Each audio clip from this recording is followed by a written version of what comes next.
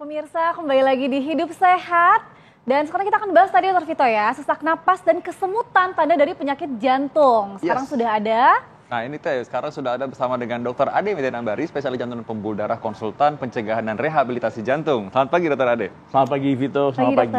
Oh, ini memang begini nih, kadang-kadang orang kalau sesak napas nih yang ikutan sesak tuh teman sebelahnya, atau orang di sebelahnya ya, karena nggak tahu apa kan. Apalagi kalau kejadian malam-malam, bingung. Ini antara kalau ke UGD takut dibilang parno gitu, lebay ya. Tapi kalau dibiarin juga takut beneran jantung, nanti lewat gitu ya. Jadi akhirnya banyak pertanyaan mengenai sesak dan juga kesemutan itu. Nah kalau gitu langsung aja ya. Kalau orang lagi sakit jantung ya, ini kita bicara kepada masyarakat, apakah benar itu selalu sesak napas dan juga tangannya misalkan kesemutan atau apa tanda-tandanya sebenarnya? Ya, terima kasih Vito. Sebetulnya sesak nafas itu salah satu gejala paling sering ya. Mungkin di samping nyeri dada, sesak napas paling sering timbul pada penyakit jantung, terutama kadang-kadang gagal jantung atau penyakit jantung koroner. Nah, yang menarik adalah kesemutan gitu ya. Kesemutan itu sebetulnya sering terjadi. Sebenarnya kalau kita lihat itu adalah bagian dari nyeri dada. Pasien datang ke emergensi, dia bilang kok dada saya nggak enak nih, tapi lengan kiri saya kesemutan gitu. Nah itu bisa jadi tanda-tanda bahwa ini ada penyempitan di pembuluh darah koroner, bahkan kalau misalnya nanti dia berlanjut dan lebih berat bisa serangan jantung, Vito. Ya. Ini yang orang harus tahu nih, bener ya. Nah, apalagi nih biasanya yang nanya-nanya tuh saya ibu-ibu ya saya. Betul, dan dokter tadi kesemutannya tadi yang dokter sebutkan di tangan kiri ya, jadi bukan di tempat lain dokter Vito ya kesemutannya ya. Bukan kesemutan di kaki tiba-tiba, saya punya penyakit jantung, bukan, tapi di tangan kiri ya dok ya? Biasanya seperti itu, ya. Oke. Kita langsung aja kalau gitu, nih fakta atau mitos. Yang pertama, ini kalau kekurangan cairan dapat menyebabkan sesak napas dan juga kesemutan. Nih fakta atau mitos? Jawabannya fakta, Dr. Vito. Jadi kita tahu bahwa kalau kita dehidrasi, apa yang terjadi? Itu elektrolit dalam tubuh kita berkurang, cairannya berkurang, sehingga kadang-kadang itu menyebabkan yang disebut dengan kesemutan, bahkan sampai dengan sesak nafas gitu. Itu sering terjadi pada pasien-pasien kita. Misalnya kalau kita suka olahraga ya, Dr. Vito, terus kemudian terlalu berat, high intensity, terus kemudian apa yang terjadi? Dehidrasi.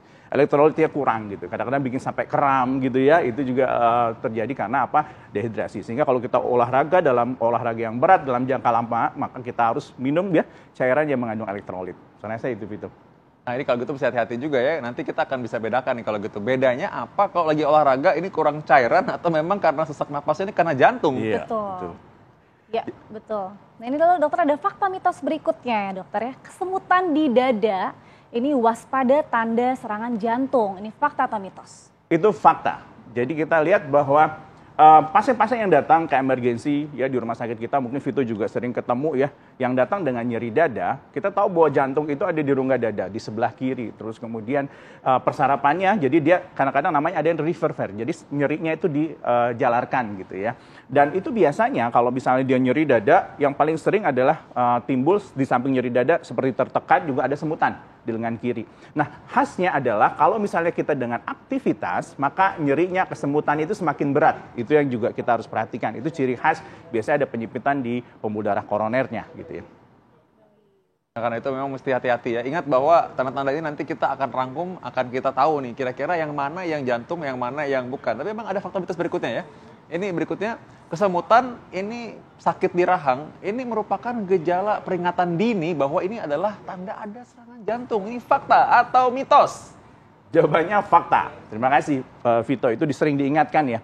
Kadang-kadang pasien datang ke kita tahu bahwa pembuluh darah jantung itu sebenarnya pompa gitu ya. Dia dapat makan dari dua pembuluh darah kecil namanya pembuluh darah koroner. Satu yang sebelah kanan, satu yang sebelah kiri. Yang kiri bercabang jadi dua.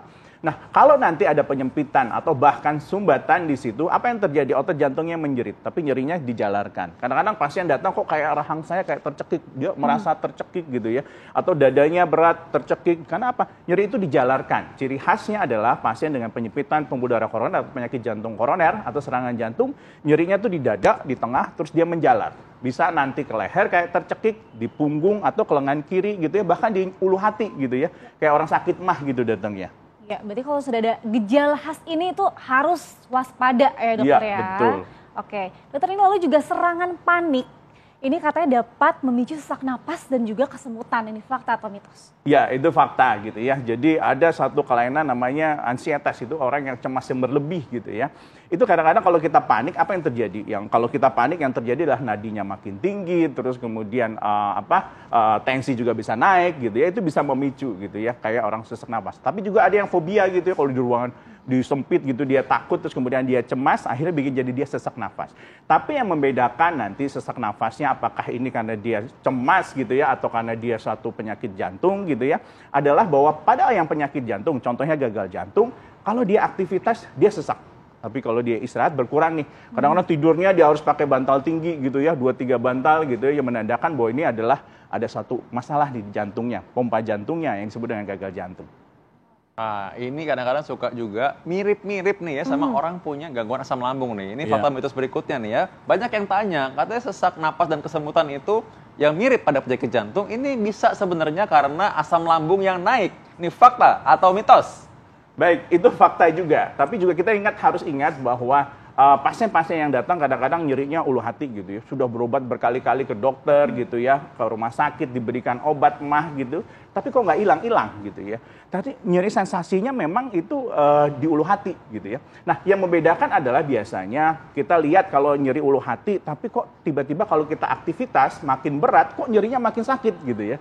Atau kalau kita misal agak capek, emosi tinggi, kok dia nyeri gitu, makin nyeri. Dengan obat mah tuh nggak sembuh gitu. Itu harus hati-hati. Kita harus medical check up mungkin ya, nanti datang misalnya ke dokter Vito gitu ya, nanti periksa gitu, ada masalah nggak, kita EKG ya, nanti dokternya periksa yang lain misalnya echo, terus kita akan tentukan ada nggak penyempitan di sana. Tapi pada penyakit kita sebut mah misalnya, orang awam bilang, atau gastritis, itu memang ada nyeri di ulu hati. Ciri khasnya misalnya dengan makan dia terpengaruh. Oh, terlambat makan dia sakit. Tapi begitu dia minum obat mah bisa lebih baik tuh gitu ya. Dan dia biasanya kalau misalnya GERD itu dari ulu hati naik ke atas. Jadi kadang-kadang kalau tidur tuh suka batuk gitu ya, rasa nggak enak gitu, itu bisa terjadi. Jadi kalau asam lambungnya tinggi, biasanya pemicunya adalah makan yang tidak teratur gitu ya. Makan yang asam dan pedas terlalu sering gitu ya, Vito. Padahal enak ya, tapi memang ini kadang-kadang waspada, karena soalnya kalau asam lambung betulan terpengaruh oleh makanan, kalau lapar. Ini kan tadi Dokter Adi sudah bilang bahwa ini terpengaruh juga oleh aktivitas. Nah, ini mesti hati-hati, segera check up mungkin. Iya, pembahasannya sangat menarik, dokter. Nah, kita akan lanjutkan pemirsa, tapi sebelum itu ada informasi dulu mengenai penduduk yang jauh resikonya dari penyakit jantung. Jadi kemana-mana, tetap di Hidup Sehat.